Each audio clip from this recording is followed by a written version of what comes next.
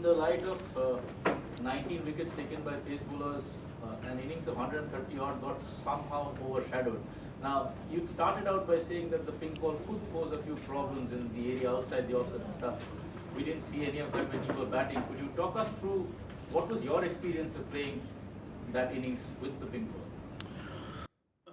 Yeah, it was. I think the afternoon session was relatively easier. So actually, I spoke to Sachin Paji on the evening of the first day, and he made a very interesting point as well, that probably with the pink ball you'll have to treat the second session like the morning session.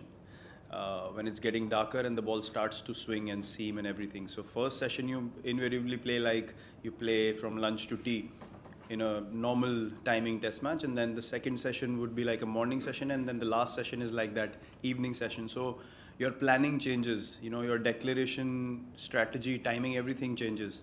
As a batsman, your setup changes. So even if you're set and you're batting well, as soon as it gets dark and the lights are on, you can be in trouble very quickly. So luckily I went in when the lights were on, so I didn't have to go through that transition, but I think that will be another challenge in future as well.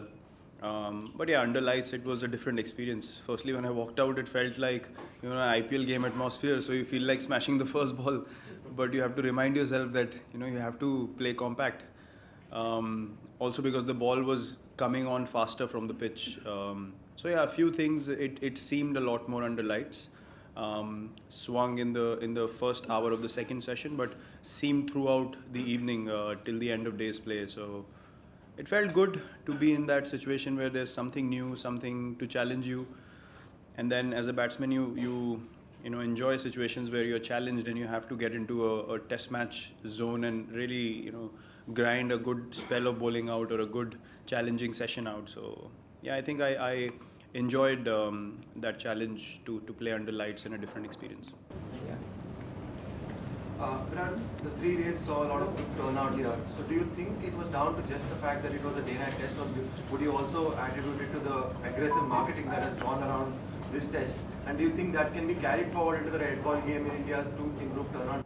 I think it's very, very crucial to market test cricket like we do T20 or one-day cricket. Because it's not only the job of the players playing, it spreads out to the management, then to the cricket board, and to the home broadcaster as well, how you portray a particular product to the people as well. Because if you create excitement only around T20 and not so much around test cricket, then in the psyche of the fan there's already a certain template that's established. So I think if there's enough buzz created around test cricket, then yeah, there will be a lot more keenness to come to the stadiums. I'm a big fan of having more interactive areas for people during the games, like you have in venues when we play abroad. There's something or the other happening, maybe a play area for kids, or these small things will really help. Maybe school children could interact with Team India players during lunch, be on the field, play with them like we see in other countries as well. So I think all these things will really bring that strength into test cricket, and people would want to come and have an experience of a test match. It should be an event where you come and experience cricket, not just sit there and watch in hot conditions. So I think there has to be more for the fan. I totally agree with that, and it has to be marketed that way.